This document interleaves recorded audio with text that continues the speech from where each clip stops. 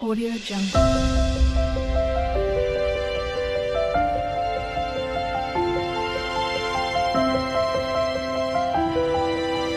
Audio Jungle. అందరికీ నమస్కారం. నా పేరు Niharika. Welcome to my Niharika's Telugu story old channel. ఈరోజు ఇంకొక మంచి స్టోరీతో మీ ముందుకు వచ్చేసానండి. ఆ స్టోరీ నేమ్ ఏంటంటే తన దాకా వస్తే కానీ అనే స్టోరీ అనమాట. ఈ స్టోరీ ఈనాడు పేపర్లో ప్రచురించారు. ఈ స్టోరీని ఎవరు రచించారంటే ఈదర శ్రీనివాస్ రెడ్డి గారు రచించారు. మీకు గనక నా వీడియోస్ నచ్చినట్లయితే please like, share, comment and subscribe my channel. ఇంకెందుకండి ఆలస్యం, వీడియోలోకి వెళ్ళిపోదాం. కాఫీ కాఫీ అంటూ నా మానాన నేను అరుస్తూనే ఉన్నాను. మీరేమో ఏమీ పట్టనట్లు పొద్దున్నే ఆ పేపర్ ముందు వేసుకుని కూర్చుంటారు. భర్త మీద చిరుకోపం ప్రదర్శిస్తూ కాఫీ కప్పును అందించింది వరలక్ష్మి. ఇంటి ముందున్న లాన్లో కూర్చుని స్వచ్ఛమైన ఉదయపు గాలులు పీలుస్తూ ప్రశాంతంగా న్యూస్ పేపర్ తిరగేస్తున్న వెంకట్రావు భార్య మాట వినపడగానే చదువుతున్న పేపర్ పక్కన పెట్టి భార్య అందించిన కాఫీ కప్పును అందుకుంటూ, వినపడలేదు, వినపడితే లేచి రాకుండా ఉంటానా, అంత కోపం ఎందుకు, భార్యను అనునయించాడు.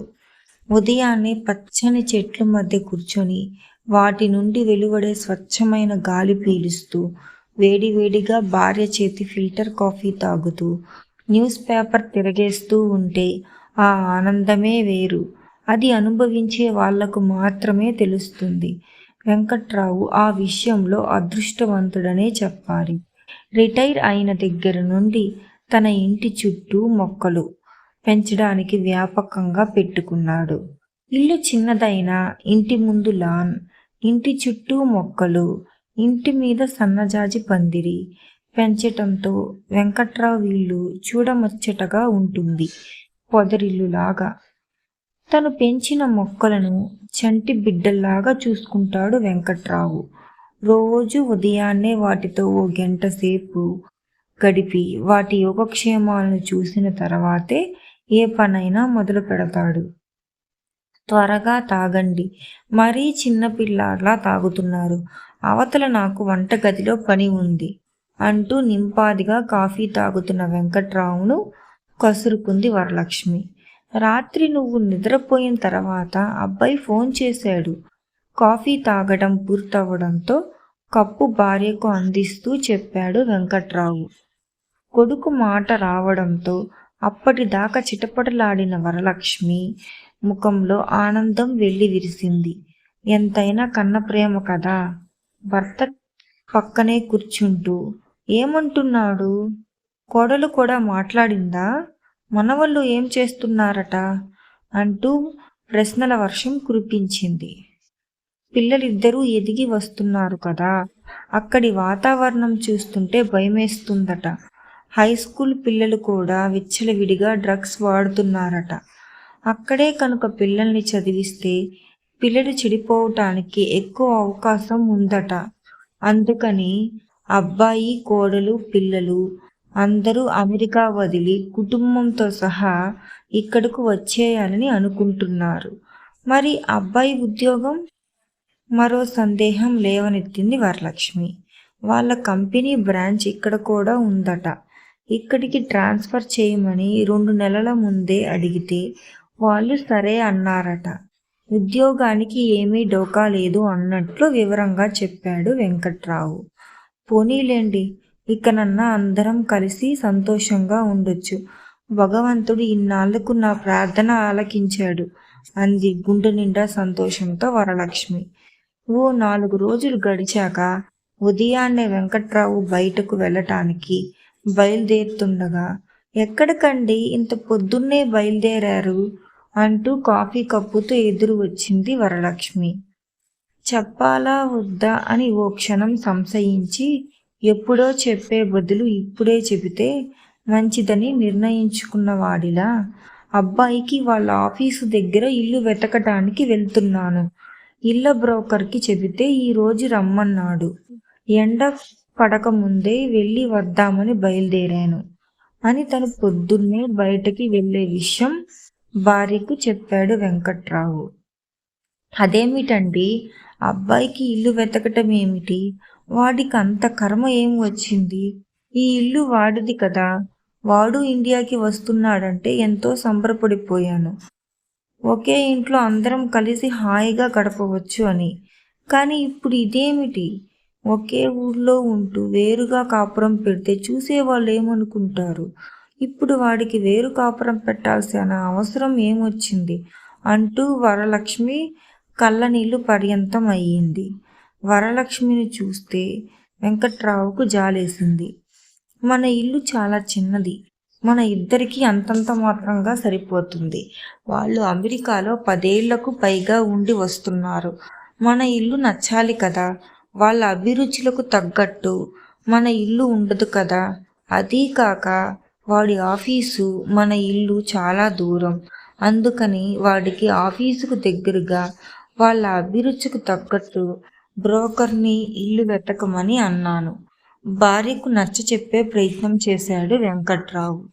ఎంత చిన్నదైనా ఎంత పాతదైనా ఇది వాడి సొంతిల్లండి.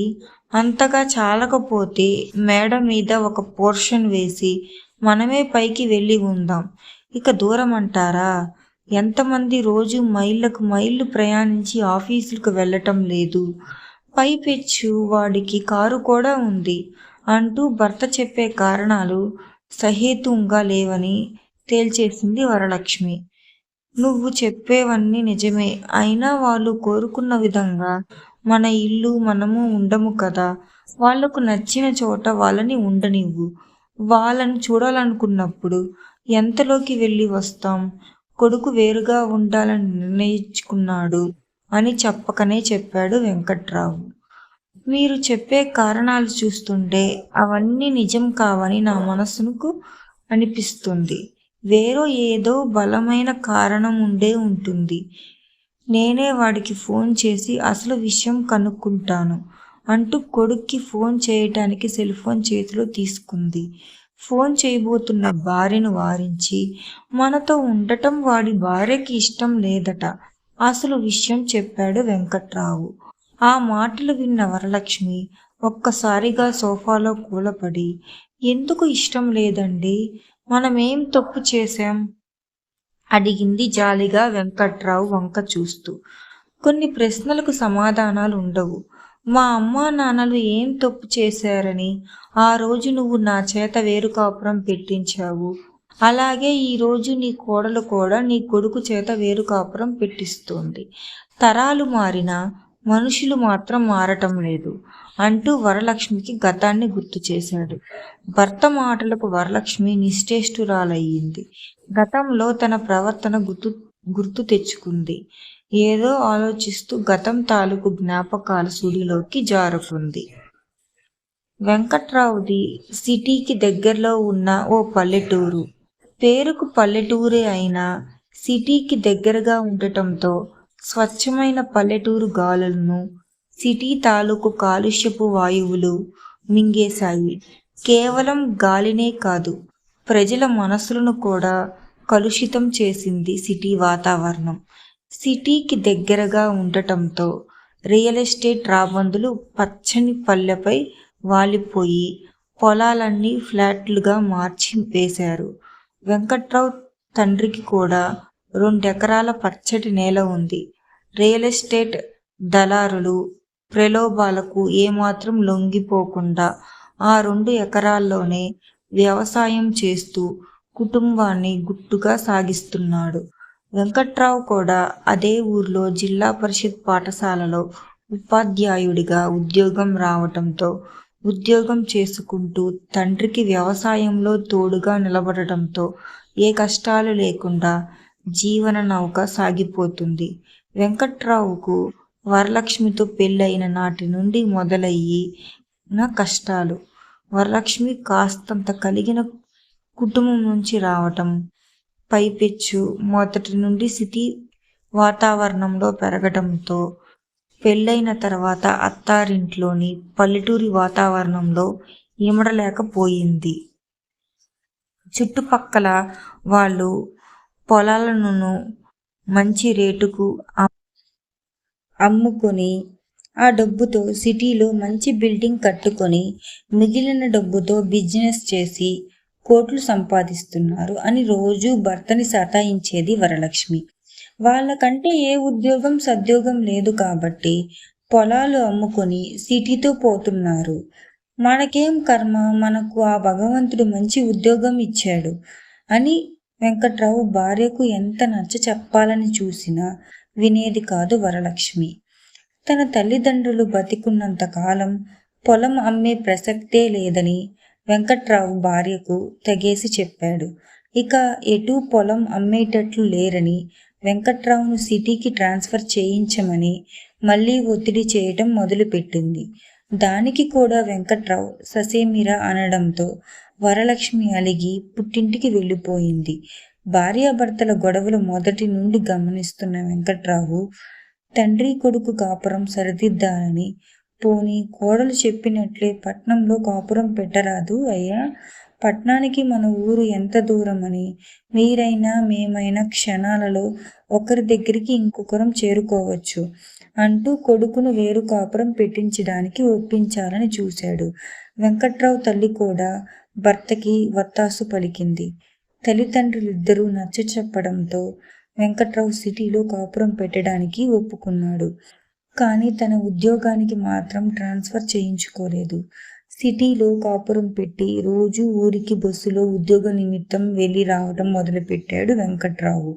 ఉద్యోగం వంకతో తల్లిదండ్రుల యోగక్షేమాలు ప్రతిరోజు ప్రత్యక్షంగా విచారించవచ్చని ఆ పని చేశాడు. వరలక్ష్మి కూడా సిటీలో కాపురం పెట్టడంతో ఏదో ఒక రకంగా తన కోరిక తీరిందని సరిపెట్టుకుంది. సిటీలో కాపురం పెట్టిన దగ్గర నుండి ఇంటి ఖర్చు అమాంతంగా పెరిగిపోయింది. దానికి కారణం కూడా కొంతవరకు వరలక్ష్మియే. ఎదురింటి వాళ్ళు పిలిచారని ఒకరోజు, పక్కింటి వాళ్ళు తోడు రమ్మన్నారని మరో రోజు, ఇలా వారానికి 4 రోజులు షాపింగ్లు పేరుతో పనికి వచ్చేవి పనికి రానివి ఎడాపెడా కొనేస్తూ ఇల్లంతా సామాన్లతో నింపడం మొదలుపెట్టింది. పల్లెల్లో ఉండగా ఏనాడు తండ్రిని వెంకట్రావు 1 రూపాయి అడిగిన పాపాన పోలేదు. పైపెచ్చు ప్రతి నెల ఎంతో కొంత తండ్రికి సాయం చేస్తూ వచ్చేవాడు. కానీ సిటీకి వెళ్ళిన 3 నెలల్లోనే తండ్రిని ఎదురు డబ్బులు ఇవ్వమని అడగాల్సిన పరిస్థితికి చేరుకున్నాడు వెంకట్రావు. అప్పటికి గాని పల్లెటూరి విలువ, అత్తామామ అవసరం తెలిసి రాలేదు వరలక్ష్మికి. కొడుకు కాలేజీకి చదువులకు వచ్చేదాకా తండ్రి సహాయంతో అప్పులు చేయకుండా ఏదోలా కుటుంబాన్ని నెట్టుకొచ్చాడు వెంకట్రావు.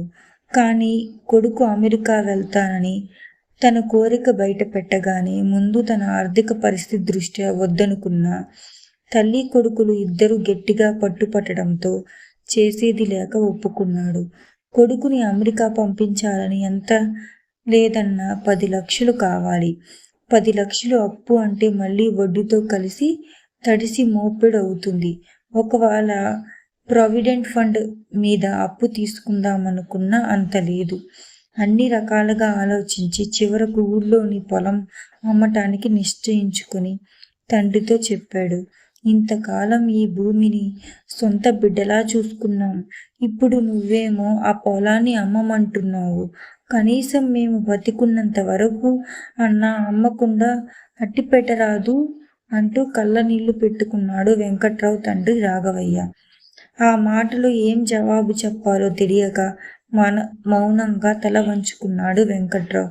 ఏమయ్యా, ఈ ఆస్తి మొత్తానికి వారసుడు మన ఒక్కగానొక్క మనవడే కదా. వాడి భవిష్యత్తుకు ఉపయోగపడని ఆస్తి ఉన్నా ఒకటే, లేకున్నా ఒకటే.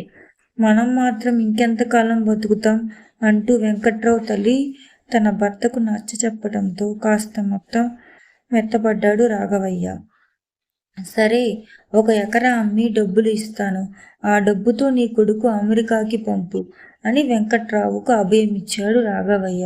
తండ్రి ఒప్పుకోవడంతో కొండంత భారం నెత్తి మీద నుండి దిగిపోయినందుకు సంతోషించాడు వెంకట్రావు.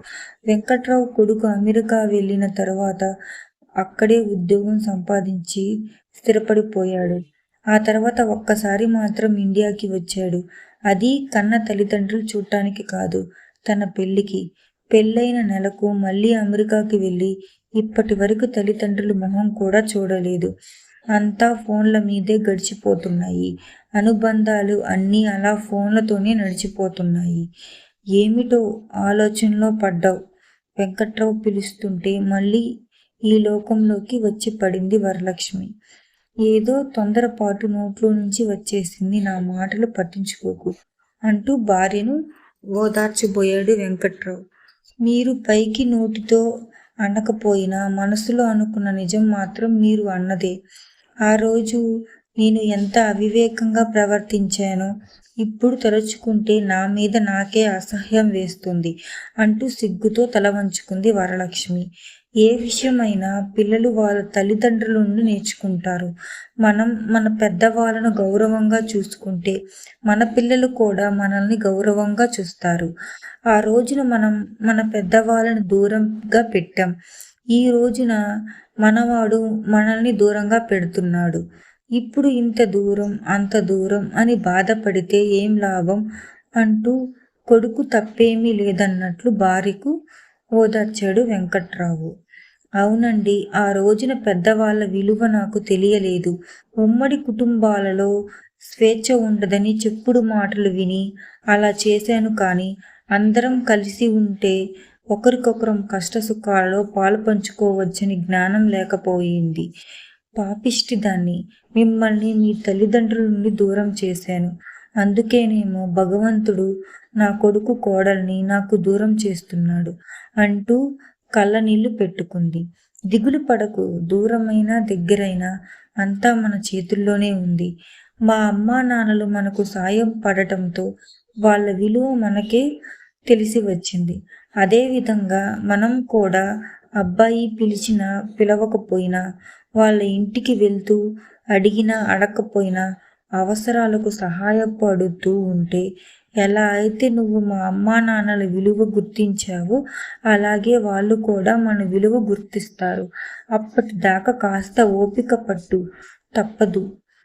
భర్త చెప్పింది నిజమే అన్నట్లుగా తల ఊపితూ భర్తతో పాటు కొడుకుకి మంచి ఇల్లు వెతకటానికి తను బయలుదేరింది.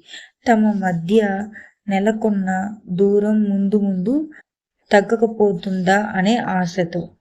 ఇదండి స్టోరీ. మీకు గనక నా వీడియో నచ్చినట్లయితే please like, share, comment and subscribe my channel. Thanks for watching my video.